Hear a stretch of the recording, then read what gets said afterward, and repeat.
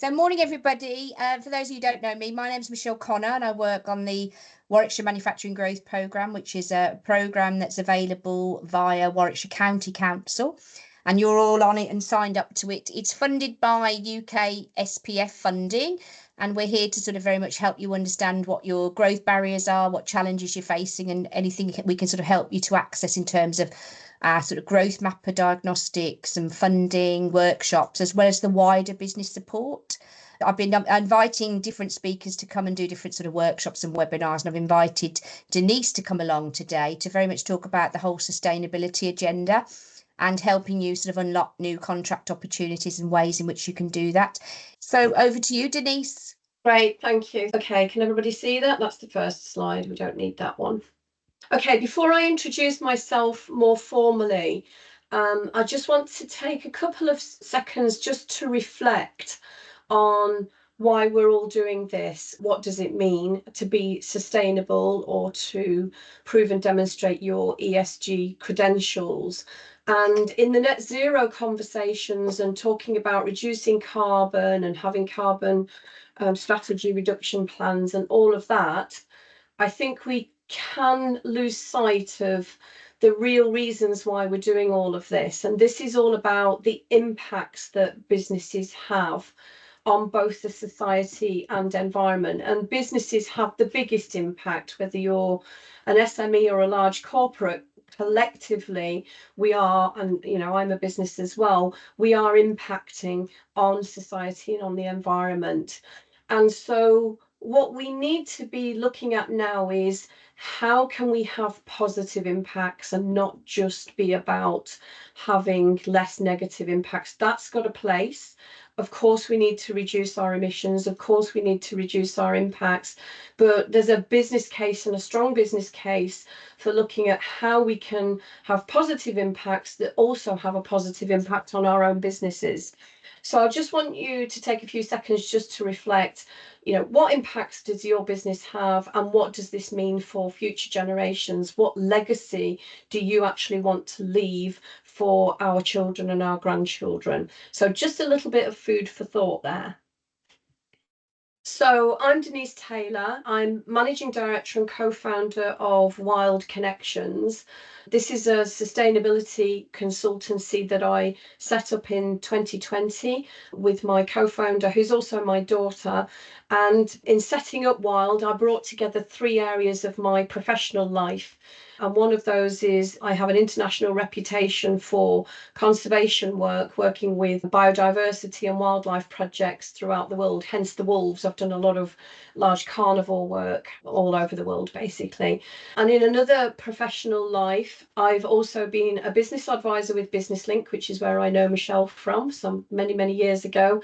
And we've worked in strategic communications, PR, marketing, etc. And then another area of my life is education and in that transformative education. And so what I wanted to do when I created Wylde was to bring all that together and use all those 3 different spheres of influence to see how we can help businesses to become more sustainable, to do better, not to have as strong negative impacts, but to have positive and regenerative impacts. And so I've been working with companies since 2020 and even prior to that, just helping them to put their sustainability strategies in place and to embed them and to implement them. The implementation is obviously the bigger bit, and having robust action plans and roadmaps in place. And I have a really, really good specialised team who help us to do that. And more about that later. So the key objectives for today, and you've all kind of alluded to this anyway in your introductions, is how, what and why we can demonstrate our ESG credentials to unlock contract opportunities. So as part of that, I'd like to help you to understand the bigger picture. I won't spend a great deal of time on that because our time is finite today. But what I will do is drill down into what is sustainable procurement and looking at the landscape on that. How can we navigate reporting frameworks? And then some practical takeaways and actions on how you can demonstrate your ESG credentials. So we'll delve down into some of the detail on that, and hopefully you'll be able to take quite a bit away from it. And then I'll finish off with just the business case for sustainability, because then that ties it all together and makes that more positive. Because at the moment what we're seeing is, we're already firefighting across several fronts. We've had cost of living crises, we've come through a pandemic, we've been affected by Brexit.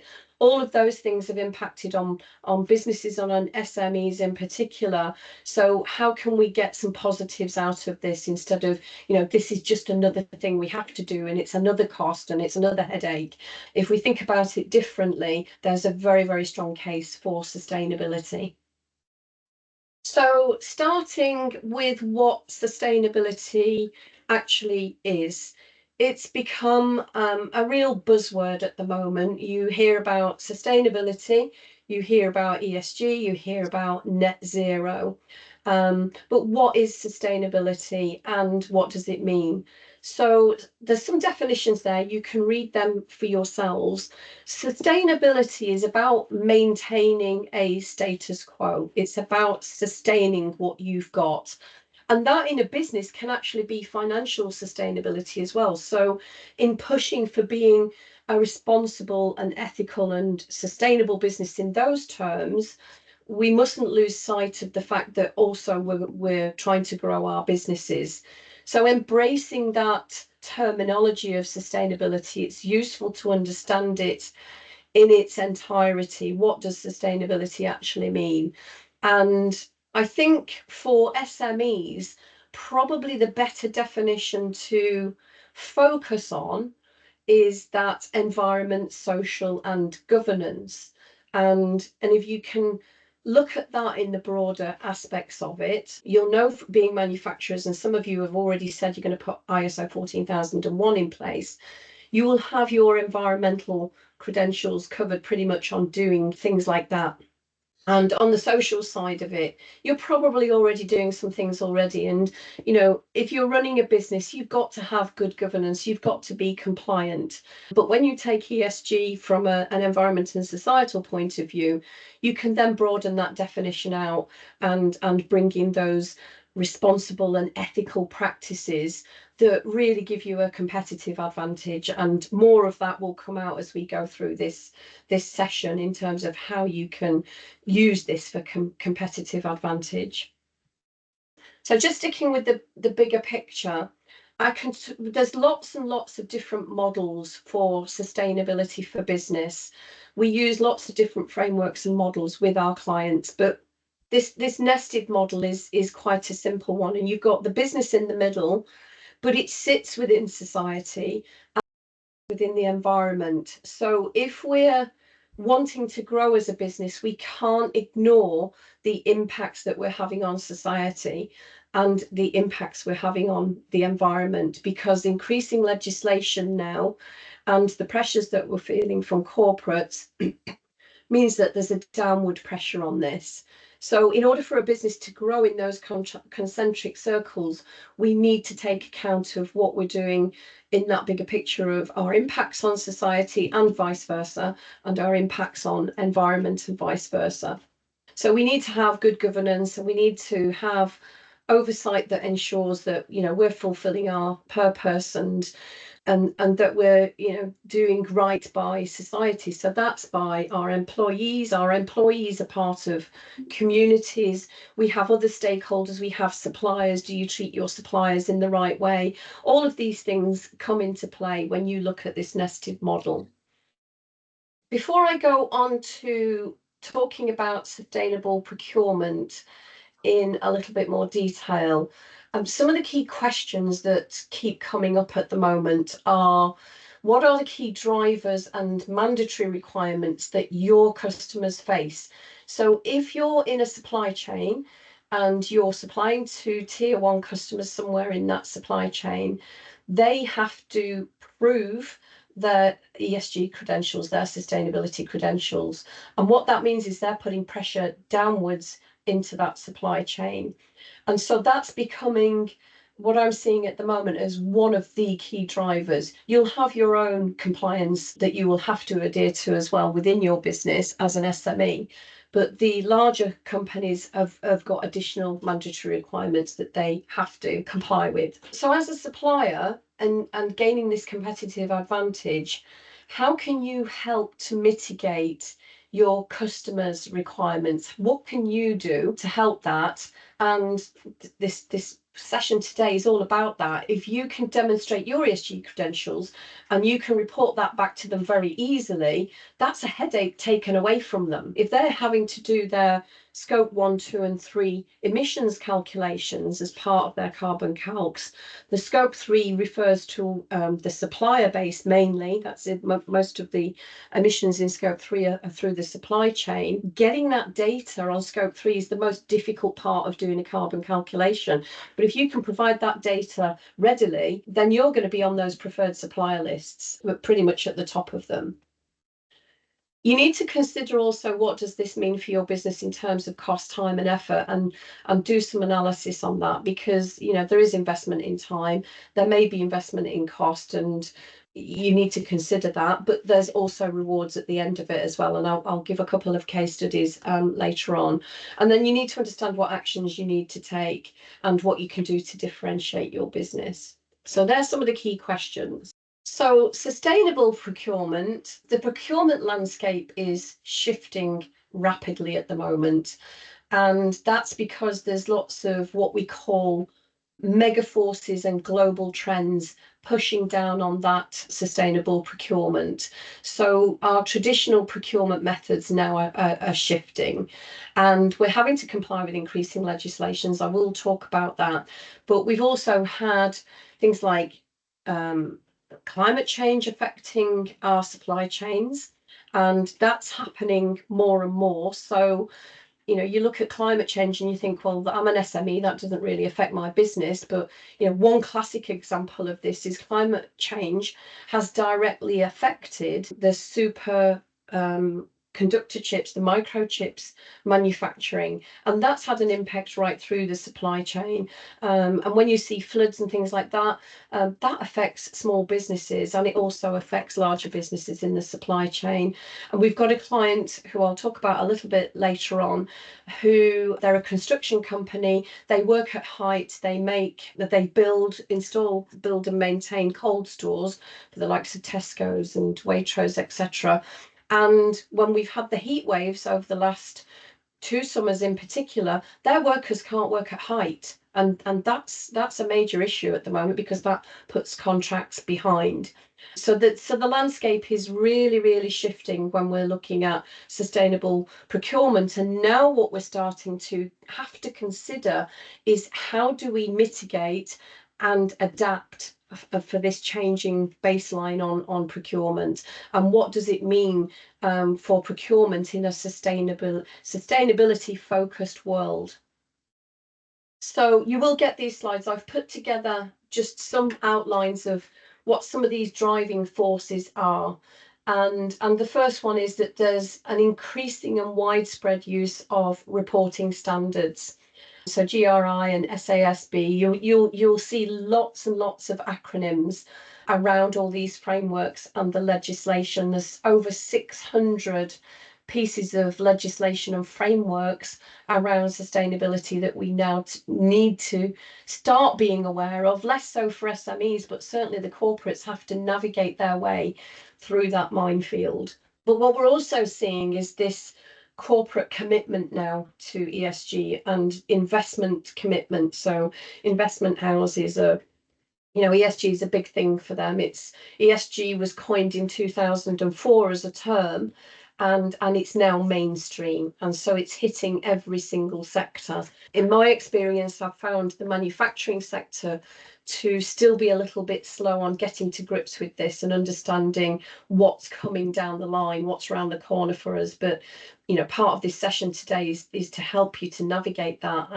and be aware of what's coming down the line, so that you're ready for it, you can prepare for it, you can mitigate against the risks, and you can take advantage of the opportunities. And there are significant opportunities for you to take advantage of. So understanding those driving forces is quite key. And as we've already spoken about, some of you have already alluded to this, most sectors are now feeling the pressure, whichever direction that's coming from, whether it's coming from increasing legislation and compliance issues, or whether it's coming down the supply chain from the OEMs, primes and tier ones. There's no getting away from, there is pressure there. But then on the other side of that, you've also got end users and customers and consumers who want businesses to be more ethical and responsible, and they want that trust in those businesses. And so they're also now starting to shape the conversation and the landscape on holding companies to account to be more ethical and responsible, or risk losing custom. And within all of this, in terms of the competitive landscape, there's advantages as well, because if you, for example, carry out a supply chain due diligence exercise on your supply chain, there's efficiencies to be gained, there's cost savings to be gained. And the bigger business you come with, more suppliers in that mix, the more efficiencies and cost savings you can make, and they can be quite significant. So we can't ignore that as well. And what I'm also seeing coming through, which is really interesting and really exciting for businesses, is more innovative business models. And I'll talk about that a little bit more when we get to the business case. But it's things like the circular economy business models, which also have opportunities for being a better business in every sense of the word. So what does this mean now in terms of having to demonstrate your ESG credentials? And so I've just tried to simplify this, because all the language, all the conversation, all the discussions is getting very confusing and overwhelming and fuzzy, and most businesses haven't a clue where to start, and that includes some of the larger businesses. This just isn't SMEs. It's there's so much noise out there. So what does it actually mean for businesses? And so I've broken it down into 3 key areas. Now, if you have to prove your sustainability credentials, your ESG credentials, you're having to comply with mandatory legislation and frameworks.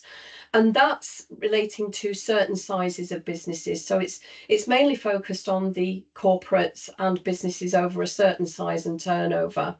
But what that then means is they're pushing that pressure down, because they need the data from their suppliers and the information in order to prove their own sustainability credentials. And so the pressure's coming down to SMEs, and the SMEs have to demonstrate their credentials. Now, as an SME in that tier, you demonstrating your credential means you've got a choice. If it's the pressure you're feeling from your supply chain, you can choose not to demonstrate your credentials, but in doing so, you may lose the opportunity for new contracts, and you may even run the risk of losing existing contracts. I was at a Midlands Aerospace Alliance conference recently, and both Rolls-Royce and Collins Aerospace stood up and said, we've got our sustainability credentials in place, we have EcoVadis in place, which is a benchmarking tool, and we're going to expect our suppliers to do the same, and it's being written into the contracts. So, the suppliers in that supply chain can say, okay, well, we'll just do what's necessary. If you go beyond what's necessary, then you're likely to remain on the supply chain preferred supplier list and be visible in terms of what you can do, and helping, as I say, take those headaches away. The showcasing cuts across all 3, but we have clients who want to do the right thing. We work with a company that makes outdoor furniture from recycled plastics, for example, and they are not feeling any pressure from anybody. They don't have to comply with mandatory regulations at the moment, and they're not feeling any pressure from supply chains down, because they're not in that market. They've got a consumer base. And so, but they want to do the right thing. They're a sustainable business, and so they're showcasing what they do. There's no regulatory pressure, but they're very, very keen to use that opportunity to really, really gain that competitive advantage.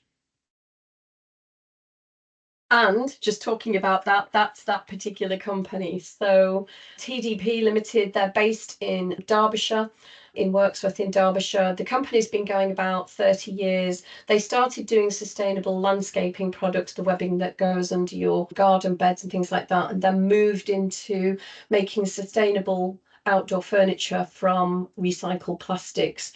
And they've really embraced doing this. They're a small business, they're only 16 strong. So some of you will relate to that. But what they've done is they've put a very, very robust sustainability strategy in place. They've got a very detailed action plan, and they've taken that forward. And if you go onto their website, go and take a look at their report. These reports are freely available on our website. So go and take a look and download them and look at what they've done. But for TDP, where they've taken this in terms of raising their visibility, is they've got a King's Award for what they've done on their sustainable, ethical and responsible business practice. So, you know, again, strong business case, got greater efficiencies, have had investment into the company.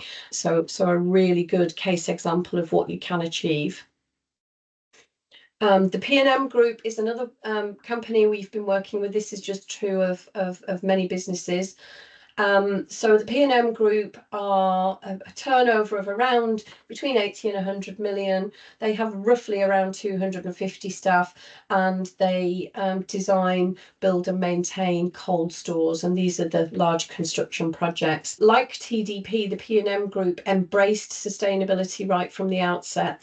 These guys have got a really, really strong push on the social side of what they do. They're trying to mitigate and reduce their impacts. They're trying to have positive impacts on the environmental side. But what's really important to them is the social side of it, you know, making their business a really great place for their employees to work, and also, you know, how they treat their suppliers, but also what their impacts are on the wider community, and looking much, much broader than the business itself. And again, go and take a look at that report and have a look at how they've demonstrated their sustainability credentials.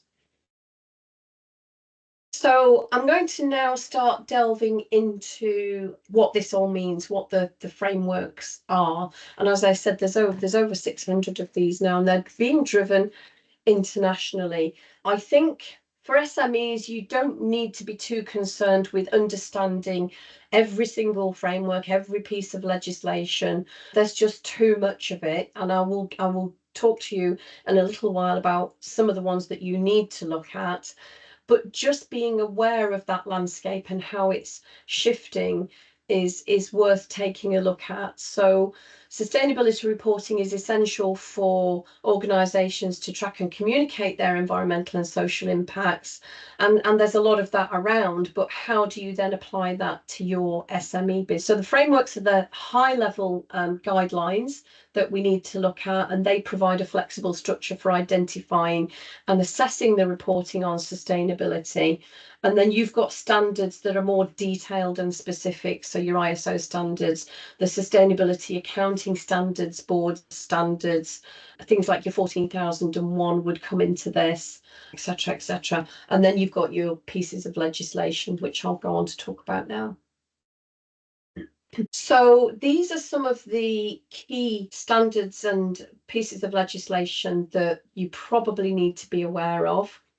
We've given a lot more information about this. There's an ebook on our website that you can download freely. So just go onto our website and have a look at the resources page and download the sustainability reporting book, where we've covered quite a lot of this in more detail. And it also gives you the eligibility criteria. So when you reach a certain size of business, this is what you will need to comply with. For most SMEs at the moment, if they're below a certain turnover and below a certain headcount in their employees, they don't have to think about it just yet. But some of these pieces of legislation, like the TCFD, is going to apply to all businesses, no matter what size you are. And that's coming down the line. That's starting to be pushed now. So there's some movement on it, but we're anticipating that by next year, you're going to have to start gathering some of this data. But in any case, I'd strongly advise you gathering this data now anyway, and start putting these reporting mechanisms in place, at least gathering the information, if not yet for compliance, for your peace of mind, for demonstrating your sustainability credentials and for that competitive advantage in the supply chain. So as I say, download that ebook, have a look at that in a little more detail. It's very easy to read. We've set it out in such a way that you can just absorb the information quite readily, so you understand where you're at with it. Okay, so moving on to the next part of it, demonstrating your ESG credentials is the area that you're focusing on now. And so what do you need to do to demonstrate your ESG credentials? So you can look at it, okay, I'm just going to do the very, very basic. I'm going to do what I need to do just to achieve compliance and, excuse me, just to achieve that compliance. So you can identify what it is you need to comply with, and every business has a certain level of compliance within the law that we need to do just by being a business. So things like submitting your annual returns every year if you're a limited company, those lower level areas of compliance. Then you can move on to the next level, which is the tick box certification. So things like putting your ISO 14001 in place, doing your eco labels if you've got products. You'll be looking at documenting your carbon and waste baselines, and you may register for certifications that require minimal changes to your current operations. So still tick boxing, not really looking at what you can do to have positive impact. It's just doing enough that maintains your compliance, maintains that you're staying in business, and doing the very, very basics on it. On level 3, we've got the customer driven action, which is what we've been talking about. This is where you're potentially feeling the pressure from your tier ones or higher up in your supply chain, coming down from the OEMs and primes. And at the very least on that, you'll probably need to demonstrate your scopes 1 and 2. That's the easiest bit to do in your carbon calculations, because the scopes 1 and 2 are where you have the most control. So it's what you control in terms of your energy consumption and what you buy in, your electricity, etc. So you have a lot more control over that, and that's easier to demonstrate. And there are lots of tools out there to help you demonstrate your scopes 1 and 2. At Wylde, we help with that. We do carbon calculations for our clients, and we use software, robust software, to do that. You might start to look at using some of the reporting frameworks for external accountability, and some of those can be voluntary to do. So out of all that, the slide I showed you earlier on with all those different reporting frameworks and standards, there'll be some that you can choose that will help you with your external accountability. If you're getting to a size where you need to start thinking about mandatory reporting under things like SECR, which I'll come on to, then you need to start gathering that data through your emissions, gathering more detailed information to be able to report. And what you will have to do at that stage is have an external audit done on that to prove those credentials. So then when you get into integrated reporting, you're starting to move up the staircase. I'm going to show you a sustainability staircase in a little while, and you'll be starting to move up to becoming a more what we call a purpose-led business, and you're integrating and embedding sustainability throughout your whole operations. So you might be looking at adopting a framework such as EcoVadis or B Corp certification. So EcoVadis at the moment, if you've not come across this, is currently being used in construction. So P&M Group, who I mentioned to you earlier, the construction company, are having to demonstrate their credentials through things like EcoVadis, because one of their main customers is Winvic, and they're pushing down that supply chain for EcoVadis. And I also mentioned earlier about Rolls-Royce and Collins Aerospace. They've also got the EcoVadis standard, and it's measured, it's a benchmarking, and it's measured on a bronze, silver, gold and platinum. And you have to demonstrate your credentials across those environmental, social, governance, leadership areas of your business. And you would have to keep that up every year. So you'd have to maintain those standards every year. So having an action plan and a roadmap in place really helps with that. You would be required to regularly assess your supply chain sustainability. So in procurement terms, what that means is there's no excuse anymore for not knowing what's going on in your supply chain. So if you're buying in raw materials or you're buying in components, you need to understand where those materials are coming from and what the impacts are on that value chain. So doing a value chain mapping exercise, which is what we do in our consultancy program, doing a very detailed one on that is really drilling down into what's going on across your whole value chain, starting from where you get your raw materials from and how that's impacting on society and the environment, and then taking that right the way through to how you manufacture and then how you go on beyond the gate and towards the end of life of that product life cycle. What happens then, and where's your responsibility in this? So if you've got a product, you've got the raw materials out of the ground, you've manufactured something, it's now out there in the world and in life use, it's got a certain impact through potentially emissions, generating emissions, and then at the end of life, what happens to that product and what happens to those materials. In a circular economy, do they come back into manufacture? Are the materials reclaimed? All of these are things that need to be reported on and for you to understand in that supply chain sustainability. Part of that integrated reporting is also, it's the measurement itself. So what KPIs, key performance indicators, are you going to have to measure? What do you need to measure? So you need to have a very, very clear understanding of where the impacts are, what they are, and how do you measure them? How do you evaluate what those impacts are? How do you evaluate the emissions, and right across that piece? And then you'll report annually. So if you're doing as an SME, you could probably just report annually. You're maybe not required to do so, but it's good business practice to report annually and update those reports I showed you earlier. Just update them on an annual basis and go back through some of the exercises, such as doing your value chain mapping, doing your stakeholder mapping and updating that, and doing materiality assessments. So that's looking at what's important to you, what's important to your stakeholders, and what are the impacts both ways on society and the environment.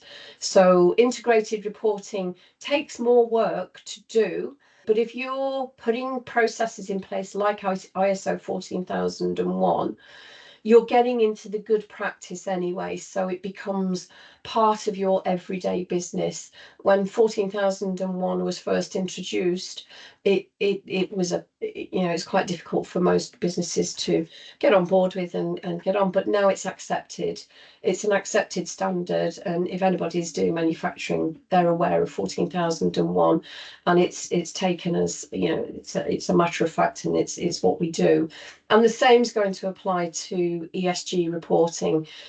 It will soon be a case of, yes, we need to gather this data, yes, we need to report on it, and here is how we're going to do it.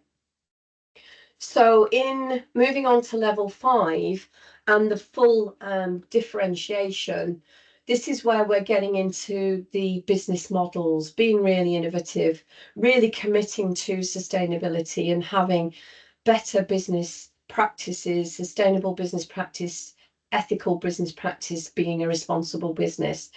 And the question is, why would you not want to do that? Because it's good for business, it's good business, and it's good for business.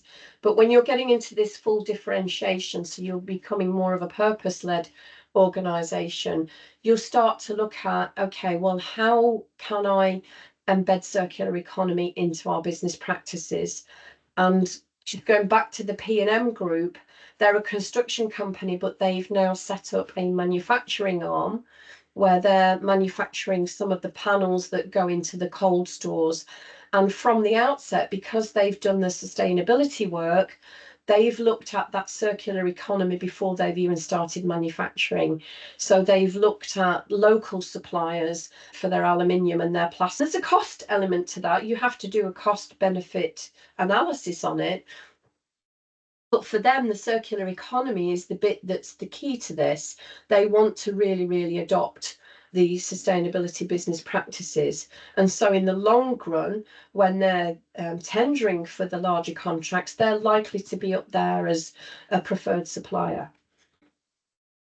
Other innovative business models you might look at, and I'll come on to this as well, you'll see a little bit of this in the business case slide, are things like servitization.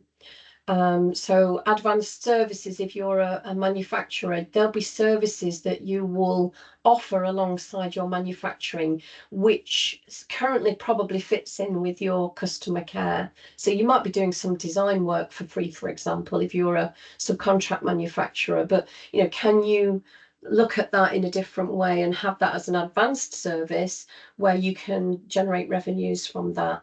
Or you might operate, you've got a product, it's come to the end of its life cycle. It currently might just be that it's disposed of in some way, but is there some way you can do a buyback on that? And I mentioned TDP earlier, who make outdoor furniture from recycled plastics.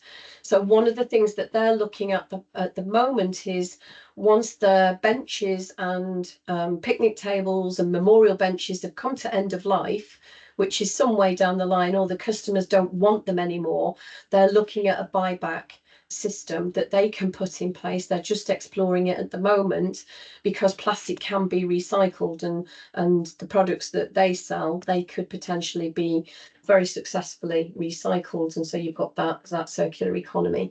And what's one company's waste might be another company's resource. So exploring those things and the collaborations that you can do to really innovate your business and your business model. So that's something that we work with businesses on, how they can achieve that. What you're doing at this level as well is you're setting ambitious science-based sustainability goals. So really looking at, okay, where do we want to be? What do we want to achieve? What impacts do we want to have? What positive impacts do we want to have?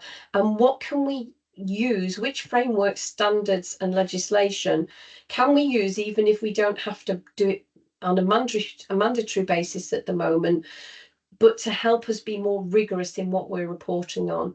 And if you're working in a supply chain, the more you can demonstrate and prove what you're doing with as little effort as possible, if you get this into your processes and systems and it just becomes a way of life, it's truly embedded, it just makes really, really good business sense. Commit to long-term sustainability targets and net zero. Net zero was first implemented for countries. So it's countries that need to get to net zero. If you're a manufacturing business, it's virtually impossible to get to a net zero position, because you will always have some emissions somewhere along the line that you need to take account of. So unless you're offsetting the residual emissions, which is a minefield in itself at the moment, because there's a lot of controversy out there about offsetting and whether that's doing the right thing or not. But there's other things you can do. So I would advocate, when you're thinking about most businesses at the moment are in this net zero tunnel vision. We need to get net zero. That's what we're being pushed for.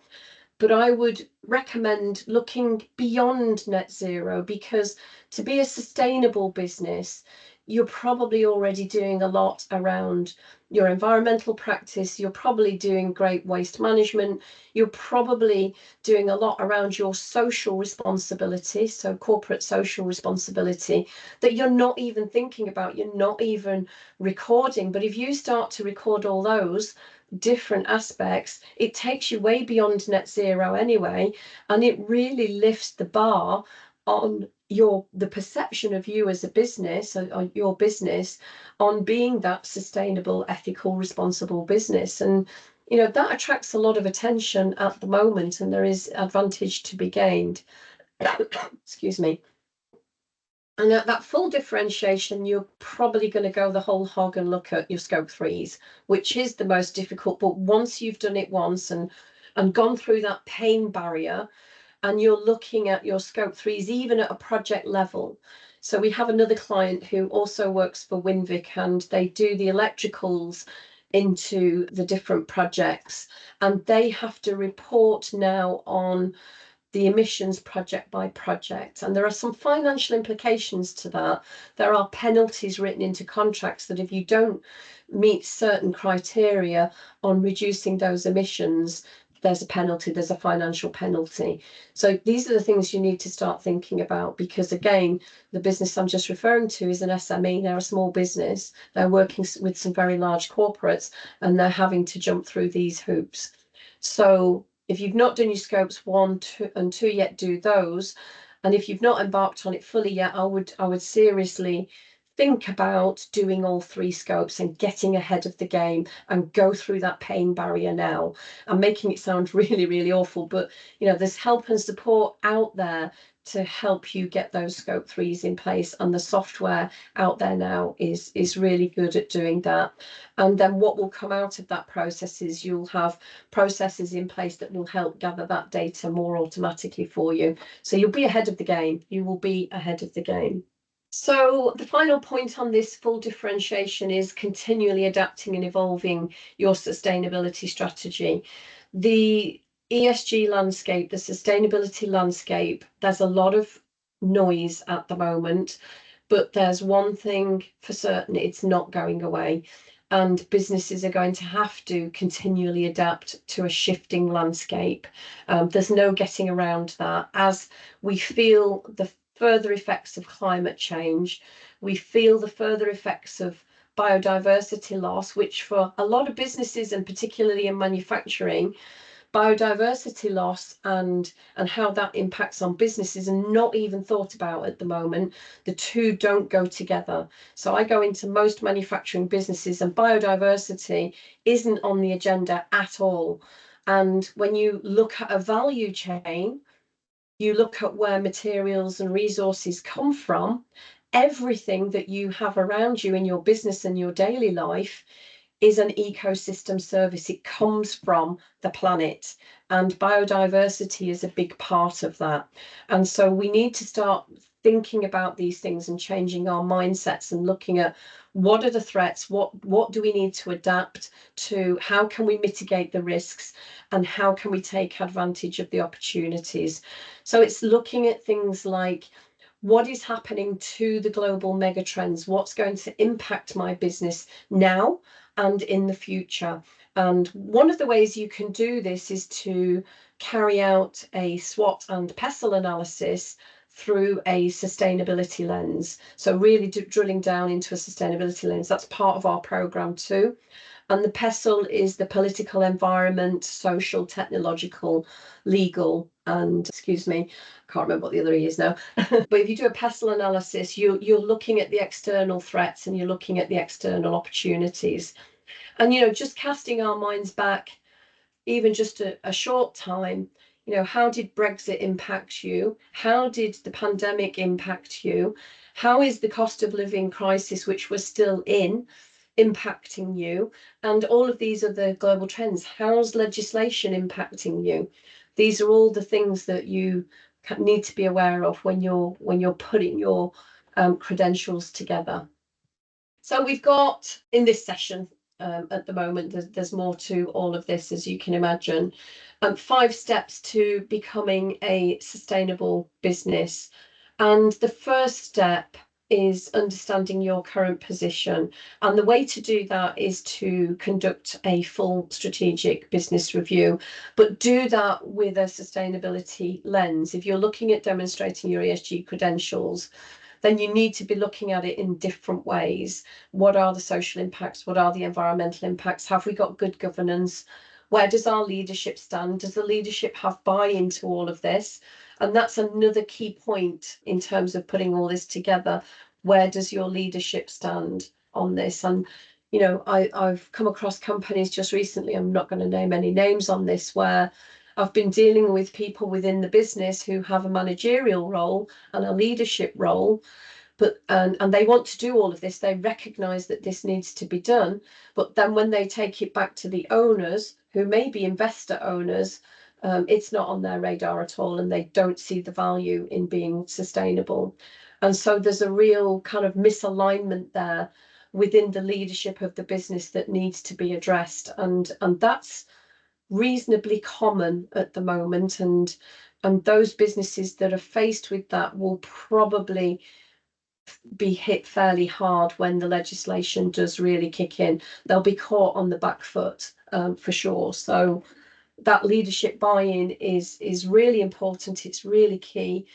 And if the leadership's bought into this and you recognise the advantages and the opportunities, this is good business. This is not, sustainability is not a new thing. It's just about ethical and responsible business practice. So it's not anything you don't already know. How do you be ethical and responsible? And that's driven by your vision, mission, and purpose as leaders.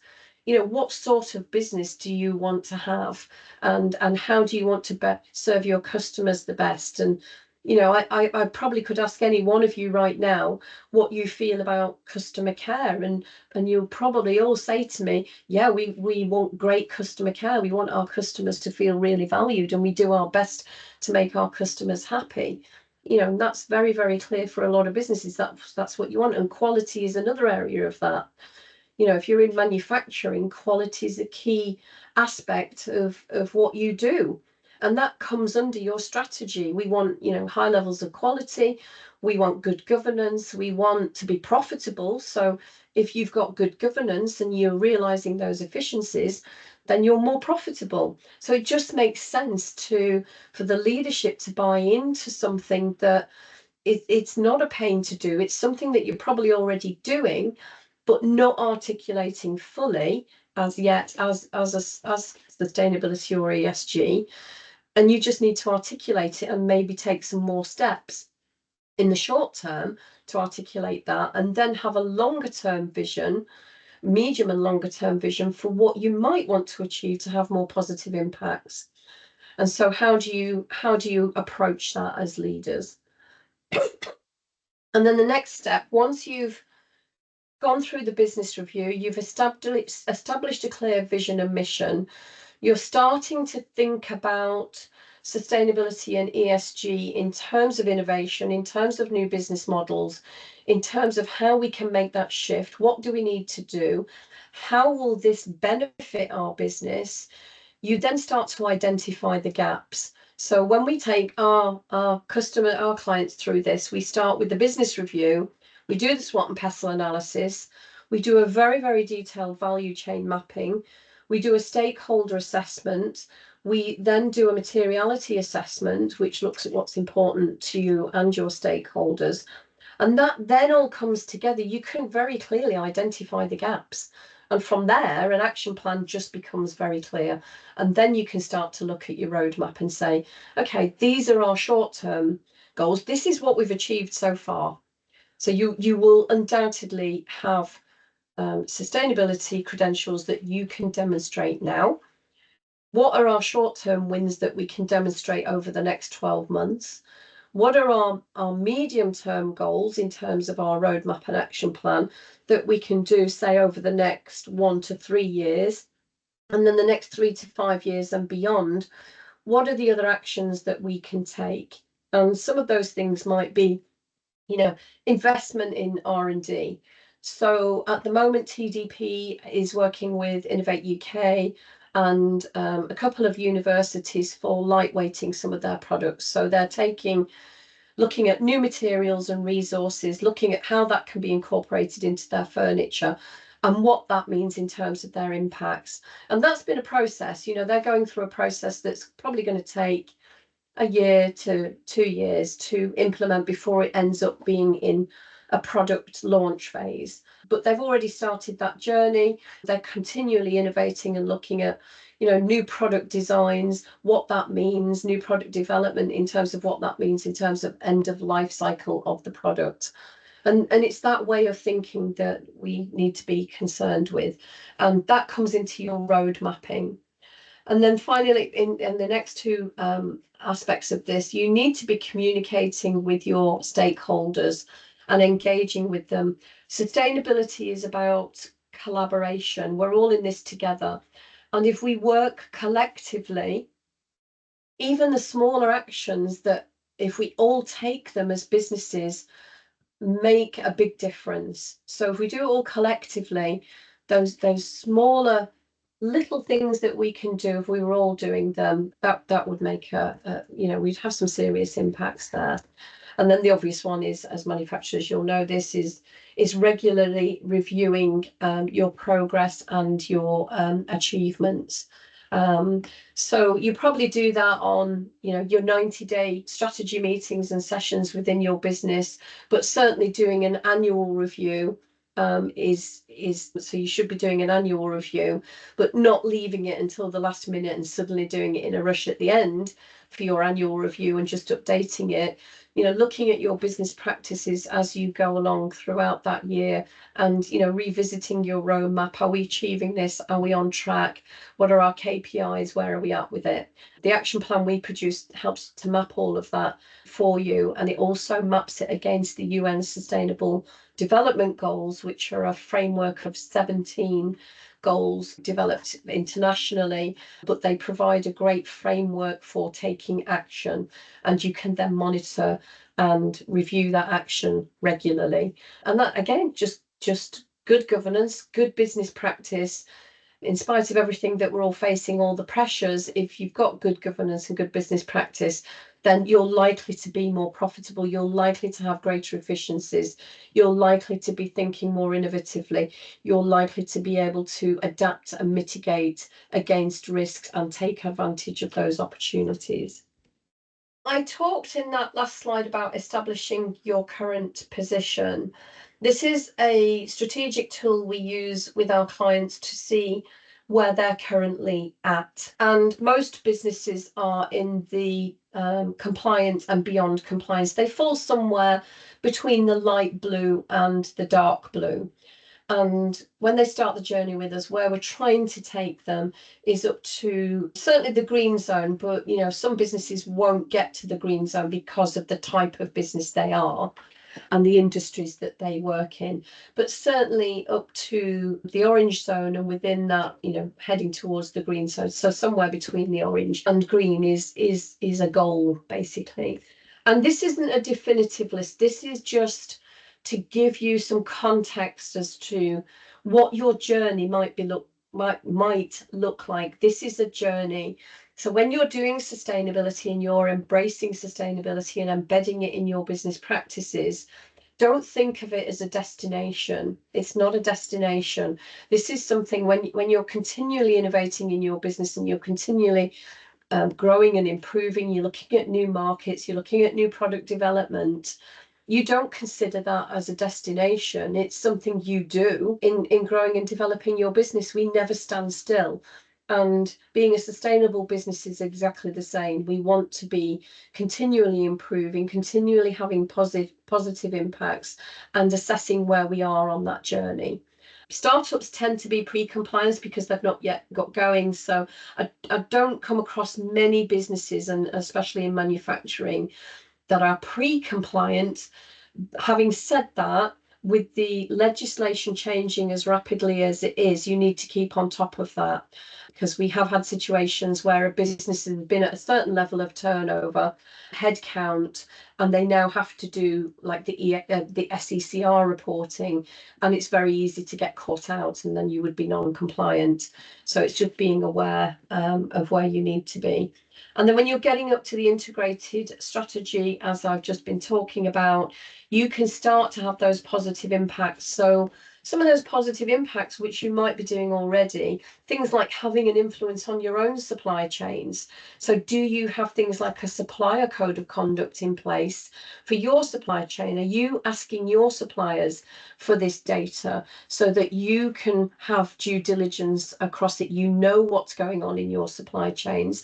But not only that, you're actually helping your suppliers to also be better and do better, and having those supply chain codes of conduct in place help that. And how are you working with them more collaboratively? In the stakeholder mapping, we use a model developed by a lady called Carol Sanford, and it's a pentad model for helping with stakeholder mapping. And within that pentad model, she refers to employees and suppliers as co-creators. And I think that's an interesting way to look at it, whether you agree or disagree. But your suppliers are key to the success of your business. So when you've got embedded and integrated sustainability strategies in place, you're more likely to have a more collaborative approach with your supply chain, and you're more likely to be engaging with all your stakeholders with that sustainability lens in mind. You need to understand all your impacts in relation to people and planet. You're likely to have a fully fleshed out sustainability strategy. You'll be using the frameworks like the UN sustainability goals and other frameworks to help drive your KPIs and how you're implementing those. And just as a point of interest, I don't know your businesses individually or what you're all about, but when you're looking at the recognition for being a sustainable business and applying for things like the King's Award, the UN Sustainable Development Goals as a framework has come strongly into applying for awards. So Make UK, if you're a member of Make UK and you're looking at demonstrating your sustainability credentials, then if you can use the frameworks like the UN Sustainable Development Goals and map them across your value chain, it's just raising the bar of where you're at, and just gives you a much more positive perception of your business as a whole. When you get up to the purpose-led, some businesses are at the purpose-led but haven't articulated this. So there are some businesses that have a sustainable product like TDP, haven't articulated their strategy, but they've got very clear vision and mission, and they know what they want to do. They're likely to be embracing some of these business models like circular economy. They have a collaborative mindset. More importantly, they're starting to influence others, and not just within their supply chains. They're getting out into the wider world, and they're having that ambassadorial role on, businesses can do and be better. And the benefit of that is you're becoming more visible. So, if you were just to do it on a business practice point of view and say, well, how does that benefit me? It's visibility for your business. So, it's a little bit of a no-brainer, really. Empowering people within your supply chains, which I've talked about, and then becoming accredited. So going for those, if you're not being pressured to get EcoVadis, you might want to do it voluntarily or go for B Corp or any of the other accreditations which will raise your profile. You will get these slides because I'm not going to go into every single one of these areas on this, but this is the model that we've put together for demonstrating the business case for sustainability. So we're talking today about unlocking contract potential, and that's about winning or retaining business and demonstrating your credentials so that your customers really get on board with this. You're taking away the headache from them, and it puts you basically on that preferred supplier list. And we've got customers and clients who are feeling this now. We've got clients coming to us and saying, I've got a new tender through. Can you just help me craft some reporting around this from the work we've done with you, so that we can put this tender in? And we're being asked in our RFQs and tenders and whatever to provide this information. So this is happening now. You need to look at what the value to society of your business is. It's a bit of a no-brainer on savings and efficiencies. If you're operating efficiently and effectively and you're doing your due diligence and you've got your processes in place, then you've got all those things coming into play. You will have efficiencies, you'll have energy efficiencies. If you're looking at things like alternative raw materials that are lower cost, they'll drive some efficiencies as well. Enhanced reputation will come as a result of all this, and particularly if you're shouting about it and you're getting your reports out there and putting it on your website. I see so many websites now where companies are probably doing some great stuff, but they're not communicating it effectively on their website. So in putting the business model together and the business case, start to look at these individual areas. We'll have time for questions and answers at the end of this. We probably have just about enough time. I just wanted to talk quickly about Wylde's 5-step model that we use to help companies to put their strategies in place and embed it. So we start with that assessment process. We help to develop your sustainability strategy and your robust action plan. And then we have a whole suite of services that helps companies to implement that, from doing carbon calculations to supply chain management and due diligence, through to leadership programs to help your staff embed. And then we do the engagement piece as well, so helping to communicate and engage with your stakeholders.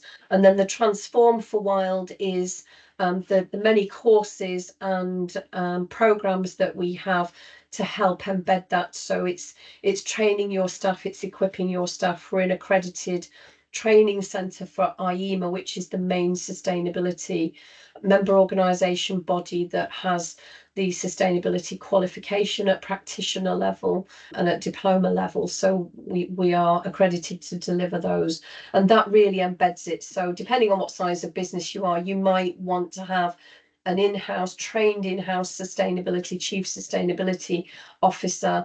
If you're still a smaller SME, then you might want to work with a partner to help you with that and to stay abreast of the trends and the changes and the shifting landscape, and also to help maintain your compliance. That's kind of at the end of my presentation now, but I've just got 2 or 3 more slides I want to share with you. We have a sustainable business skills workshop, which is 2 days, and there is currently funding for that within Warwickshire. And our next one is running in December. We're running it every month, and that would really just help you to think a little bit more deeply from the presentation I've given today. I know that the funding for Warwick district has closed now because it's been oversubscribed, but if you're in Rugby, Stratford, Bedworth, Nuneaton, there's still funding available, but it's rapidly running out. And Michelle's going to talk to you in a minute about the Warwick manufacturing growth programme funding that's available. I've done a very, very whistle-stop tour today of Unlock Contract Opportunities. We do have a full-day workshop where we do some practical activities on looking at the tenders and contracts that you're getting in and really unpacking what I've spoken about today. So it's a full-day workshop. It takes what I've spoken about quite a bit deeper. It's still at introductory level, but it will help you to address some of the issues that you might be having if you're already feeling the pressure. Excuse me. So talk to me about that if you want to know more. And then if you'd like to know more about our consultancy program, then I'm happy to have a conversation. If you've got a mobile phone handy, you will get these slides and I can send you some more information. But if you've got a mobile phone handy, then just scan that QR code and it takes you through to all the different services that we do and connecting with us on LinkedIn and things like that. And there's lots of free resources, including the ebook I've mentioned to you, but there are other ebooks on there as well. So we've done one about the business of biodiversity, how to do a materiality assessment. There's one on net zero if you're looking to get to net zero. And there's also, I showed you the staircase, there's an ESG journey assessment. It takes 10 minutes to do. So there's a link to that assessment to help you to establish where you are currently on your journey. So that's worth taking. It's just an ESG quiz basically, but it takes between 5 and 10 minutes to do. I'm going to now hand back over to Michelle to quickly go through what Michelle wants to say to you, and then hopefully we might have a few minutes for some questions and answers. So over to you, Michelle. Thank you, Denise. So just to follow on from what Denise has just mentioned, she mentioned some other funding through the course she just mentioned. This is a funding pot that the Warwickshire Skills Hub are running, so we can connect you with that, but we'll have a look at that sort of individually with you, whichever advisor you're working with, if that's of interest. So I just wanted to overview the sort of Warwickshire manufacturing programme. This sort of launched in January. We're working with we've got about 110 clients now working on this project, and we've got another sort of 60, 70 to go. So it's basically providing support to you to look at ways in which you might improve capacity, productivity, look at reductions in obviously a carbon footprint, net zero, hence the sort of webinars we're putting on. There's sort of looking at different ways in which you might look at digital manufacturing, green technologies. It's very much like all funding, it's always linked to increasing employment rates, creating safeguarding jobs, and obviously helping you sort of look at ways in which you might develop your products and services. And that's really in a nutshell what the programme is here to do and help. And that's what Warwickshire County, along with all the local boroughs listed on the bottom of the slide, are also interested in. One of the key areas they're constantly looking for is how you access sort of finance, loans, grants, and then also how you're looking to sort of improve productivity. And the bulk of clients who've closed off with us have, out of the sort of 30 clients thus far, 28 of them have improved productivity by accessing support through the programme. So in certain ways it does work depending on what you're doing. Can you do the next slide for me, Denise? So just sort of in case you haven't accessed some of this, we are the point of contact for manufacturers within Warwickshire. We're here to help you sort of understand challenges, barriers to growth. We develop an action plan with you. What we do is work with you to go through our strategic business review. If you haven't done that, that's called Growth Map, a very useful tool to sort of help you understand your perception of your business and your senior directors. We do sort of help towards one-to-one coaching, that sort of thing. Now, I did mention, and if you haven't accessed this, there is a £500 grant available for you to access whatever you want to do with it, depending on coaching, consultancy. If you want to call it training, you can, but we just reword it for you.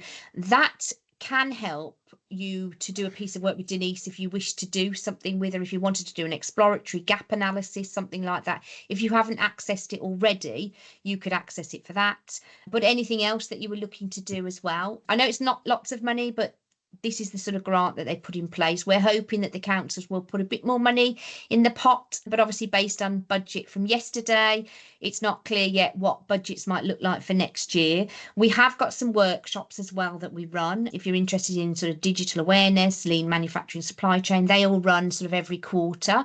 We've got a couple coming up in December and January. And then part of that is linking you into different sort of companies you might do some peer networking with. And then in additional to that, we help guide you and support you with what's available in the local ecosystem and nationally, maybe loans through the sort of access to finance, British Business Bank. It might be that you're looking at sort of, as Denise has said, sustainability linked to net zero. There is a decarbonisation programme available for all clients in Warwickshire. You have to, and I keep saying this, jump through a hoop by doing an energy audit, but there is funding on the back of that Warwickshire County Council have pulled together. We don't at the moment through Warwickshire have a small capex fund. I know we did have it previously under different funding streams, but what they are helping us do is sort of get you to promote. If you're looking at that, we might help you to access that programme and access some funding under that pot. But equally, talk to your advisor about what you could access with that as well. I know a number of you are working with Julian. Unfortunately, Patrick wasn't able to come on the call today, but equally do get in contact with him, and anyone linked to myself or Phil will work with you as well. But it's about making sure you access everything on the programme if you haven't done so already, and anything else we can sort of help with in terms of what's available locally. Certainly that skills funding that's available with the Skills Hub. And I think that is the last slide. It's just Julian and Patrick's contact details. If you don't already have them, they're there for you to make contact. And that was it, Denise. Thank you. Okay, great. Good. So we've got a few minutes if you want to go back over anything, or you've got some questions about any of what I've gone through today. It's a lot of information. There's a lot to take on board. But the key message on this is you're probably already doing a lot. It's about articulating it. If you're not doing it already, there's support available for you to help to demonstrate your sustainability credentials. It's just getting going on it. But, you know, the strong message from me is don't leave it too late. Don't leave it. This is just good business practice. It's, you know, a lot of confusion out there, but it is about just being a good business and, you know, being more efficient, being more profitable, being more effective, and looking then beyond how you can have more positive impacts once you've got that in place. Anyone got any questions for Denise? Suk, do you want to take your... Yeah. Hi, Denise. Yeah, thanks for that talk. So we've just been recently audited for our ISO 9001, our yearly audit, and there was actually I was told there was an amendment made in March this year for climate change, and it's something that we're going to look at in the first quarter of next year. But you mentioned scope 1, 2 and 3, which you mentioned, which is more leaning towards ISO 14001. So I'm guessing if you're ISO 9001 accredited, that you're going to have to be doing more and more of this anyway, you know, and it'll probably then sort of like, you know, lead us towards, you know, 14001, which does look like it's going to be something we're going to have to do over the next couple to 3 years, I suppose. Yeah. And I think you're right, it is going to come across everything basically. And the kind of the baseline on stuff at the moment is about capturing the data and information on your emissions. So when you're doing that, this is where the SECR reporting comes in and ESOS reporting. That mainly comes from what you're doing on your carbon calculations, and you're bringing all that information across. There'll be other pieces of legislation where you'll have to demonstrate more about your impacts, and it's a movable feast at the moment, because there are some things, how can you measure some of the things that are being asked for? With emissions, it's reasonably easy because you can do it on hard data, and that's easy to do. But some of the social metrics, you know, they can be quite subjective, but nevertheless, we're going to have to think about them and do them. But it is coming into play. And on the ISO 14001, I know there are certain industries where you actually have to have that standard, that it's a requirement. However, the 14001 is an environmental management system, and you do have to jump through some hoops to get that. But if you can put an environmental management system in place, if you're not required to do it, it's not mandatory in your supply chain, as it were, you can still put an environmental management system in place that covers a lot of what you need to consider. Brilliant. Thank you. Thank you, Denise. Anyone else got any questions for Denise? Any comments, feedback? No, excellent session, Denise. I knew it'd be good. Thank you. Thanks, Mike. I think the sustainability staircase was really interesting, the sort of commentary in that and utilising that. I think one of the slides you might want to have a look at was specifically look at that. Yeah, and you will get these slides, and if you go on to that QR code, I can send the assessment to you. It literally takes 5 to 10 minutes, and you'll get a report. It doesn't cost you anything. It will tell you where you are on the staircase, and you'll get a report about some of the next actions that you need to take. So it's worth having a look. Okay. Did you have a question, Keith? No, I was just going to say excellent. It was I started off thinking it was more of the same old, and then it got more and more into it, and it was very good. Thank you, Denise. Yes, thank you. Thank you. Okay. Yeah, Carl? and like Michelle, I really want manufacturers to kind of like get on board with this and not leave it too late. Because I went to SubCon. I've been to SubCon for the last 2 years, and there's been very little about ESG and sustainability on the stands there, and I'm talking to manufacturers all the time. My background is in manufacturing. We're members of Make UK. We work with the MTC. We work with Midlands Aerospace Alliance and all of these others. I'm an industrial fellow at Aston at the Advanced Services Group, and so manufacturing is something I'm very passionate about. But the more manufacturers I'm talking to, they're not on board with it at the moment. And those that do get on board are really going to have a competitive advantage. And the clients I've shown you have demonstrated that.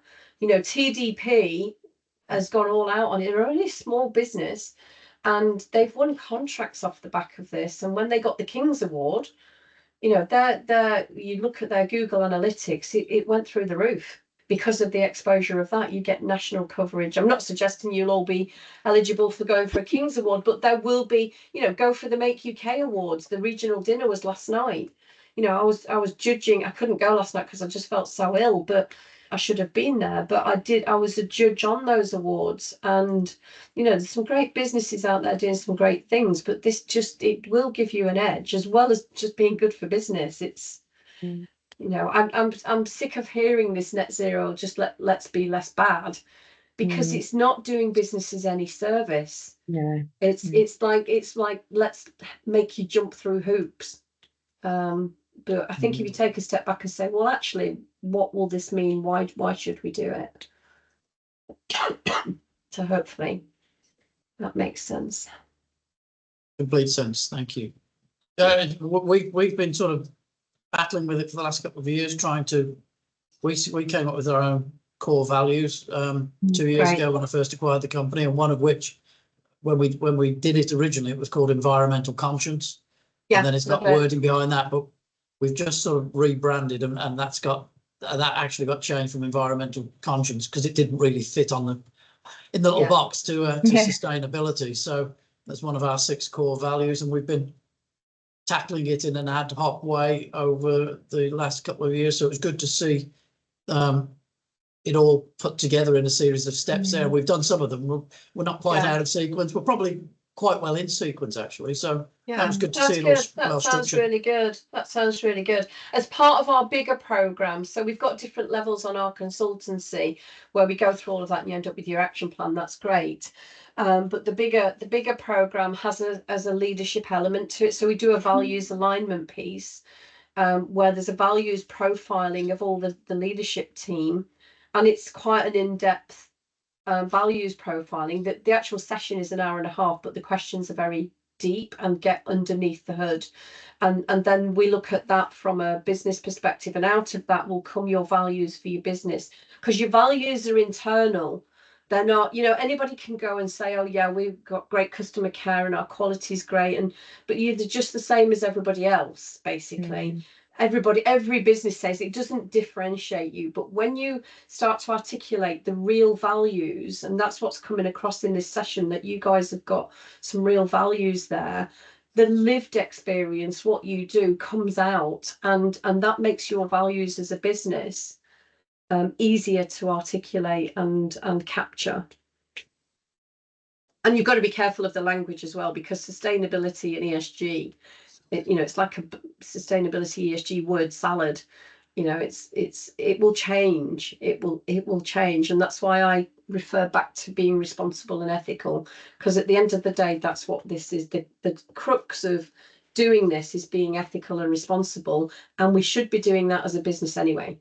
That should be the baseline, with that we are ethical and responsible, and then going on from there. It's just good business sense. Okay, thank you, Denise. We're just slightly over. Has anyone got any more comments or questions they'd like to ask? Okay, well, thanks very much for your time today. Thank you. We'll send you the slides. And thank you very much indeed, Denise. Thank you very much. Thank you, Andre. Nice to hear and see you again. And we'll hopefully catch up and touch base with you all and follow up and see what we can do to support you more. If you've got anything else you'd like to discuss with us, then please reach out as well. And it'll take a little while, but we'll do the video recording. We'll edit it down, because obviously there's lots of repetition in there. So one of my team will do an edited version. So just give us a few days to do that. Probably sometime next week we'll send that through to you. But you'll get the slides anyway, and we'll send you the ESG journey assessment, because I think you'll find that interesting. And if anybody would like to share a quote based on the webinar, that would really help us to promote the programme as well. It all helps promoting when we're sort of trying to attract more clients to come on workshops and webinars and engage with our programme. That would be really helpful to us as well. Yeah, okay. And also go and download the reporting. It is free, so go and download that reporting, sustainability reporting, because it will give you chapter and verse on the levels, the criteria. as to when you will need to report. There is legislation coming in that all businesses will have to report. Not quite here yet, but at least you'll get ahead on that. Okay, then. Thank you, Denise. Thank you for your time, Great. Thank everybody. you, Thank Denise. you. Take care. Thanks, guys. Take Bye. care. Bye. Bye-bye. Thank you very much, guys. Bye bye.